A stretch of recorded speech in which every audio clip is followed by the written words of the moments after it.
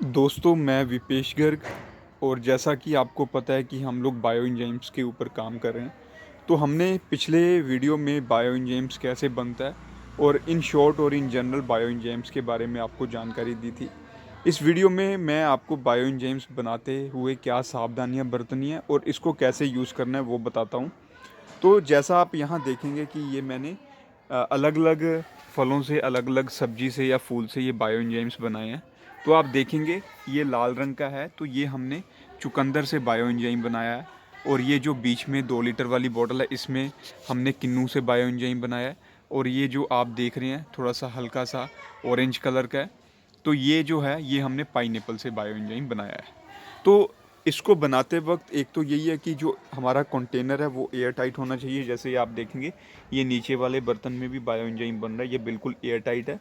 और दूसरा, जैसे आपने जब 1, 3 और 10 की रेशो में अपना सारा सामान एयर टाइट कंटेनर में डाल दिया, तो आप एक तो इसको बनाते वक्त इसको बॉटल में नहीं बनाना है। जैसे आप देखेंगे कि मैंने बना के इसको बॉटल में पैक किया हुआ है, ना कि इसको बॉटल में बनाया हुआ है।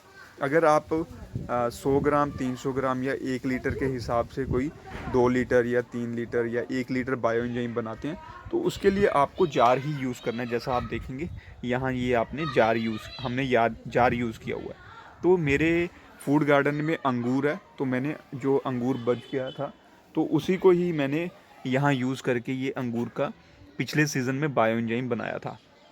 तो आप देखेंगे जैसे ही आप सामान डालते हैं, तो लगभग हफ्ते से 10 दिन के बाद ये जो वाइट कलर की परत है, ये नेचुरल ईस्ट है, तो ये डेवलप होनी स्टार्ट हो जाती हैं। तो बेसिकली जो बायो एंजाइम है वो फर्मेंटेशन के प्रोसेस से बनता है।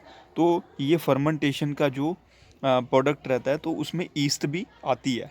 तो ये जो नेचुरल ईस्ट है, ये वैसे भी इज़राइल जैसे देशों में जो नेचुरल ईस्ट हैं वो शेल्फ लाइफ बढ़ाने में, प्लस इसका फ्रूट फ्लाई को कंट्रोल करने में, और जो जितनी भी बीमारियां तो उसको कंट्रोल करने में भी यूज़ होता है। तो ये जब अगर वाइट कलर की, सफ़ेद रंग की ये ईस्ट डेवलप होती हैं, तो इसका मतलब ये है कि आपका जो बायो एंजाइम है वो बहुत अच्छा बन रहा है। और इसमें से अगर आप स्मेल भी लेंगे तो ये स्मेल बहुत अच्छी, जैसे स्वीट और शोर होती है, खट्टी मीठी, इसमें से खुशबू आने लग जाती है 10-15 दिन बाद। अगर इस पर वाइट रंग के अलावा, सफ़ेद रंग के अलावा अगर और रंग की कोई परत आती है, तो इसका मतलब ये है कि वो इन्फेक्शन उसको लग गया है। तो उसमें आपको घबराने की ज़रूरत नहीं है।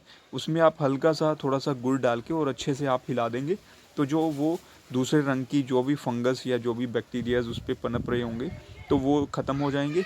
और इस प्रकार आप बायो एंजाइम्स को फिर से ठीक कर सकते हैं। तो बायो एंजाइम्स बनाने के बाद उसको आप बॉटल्स में ऐसे पैक करके आप रख सकते हैं, नहीं तो उसको ऐसे ही किसी बर्तन में आप रहने दें। और बर्तन में रहने देने के बाद कम से कम ये 90 दिन तो लेता ही लेता है बनने में। जितना ज़्यादा ये और समय होगा इसको, तो इसकी क्वालिटी उतनी अच्छी होती रहेगी। 90 दिन के बाद बायो एंजाइम बनने के बाद आप इसको जो 2% के हिसाब से, मतलब 100 लीटर पानी में लगभग आप 1.5 से 2 लीटर, मतलब 1.5 से 2% हो गया, तो 1.5 से 2% आप इसको अपनी फसलों के ऊपर या किसी भी फसल, किसी भी बाग, किसी भी सब्जी के ऊपर आप इसको यूज़ कर सकते हैं। तो 1.5 से 2% आपको यूज़ करना है। आप यूज़ करते वक्त इसमें थोड़ा सा आप गुड़ भी ऐड कर सकते हैं। मान लो मुझे 100 लीटर पानी के साथ स्प्रे करनी है, तो 100 लीटर पानी में मैं 2 लीटर बायो एंजाइम और 2 किलो या 1 किलो उसमें गुड़ घोल के, 1 से 2 किलो गुड़ घोल के 100 लीटर पानी के पीछे, तो इसका मैं स्प्रे कर सकता हूँ। हम लोग जनरली रिकमेंड करते हैं कि जितनी भी सब्जियां हैं उसमें लगभग ये हफ्ते से 10 दिन के बीच में एक स्प्रे होनी चाहिए। और जो बाकी फसल है या सब्जियां, जो हमारे फल हैं, जैसे कोई बाग है या कोई फसल है, जैसे कपास है, मक्का है या कनक है, तो उसमें आप इसको महीने में लगभग 2 स्प्रे कर सकते हैं हर 15 दिन बाद। तो इस प्रकार आप बायो एंजाइम्स का प्रयोग कर सकते हैं।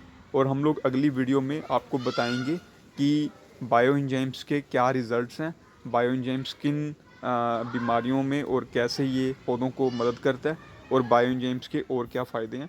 बाकी और जानकारी के लिए या आपके क्वेश्चंस आप कमेंट या फीडबैक में डाल सकते हैं। धन्यवाद।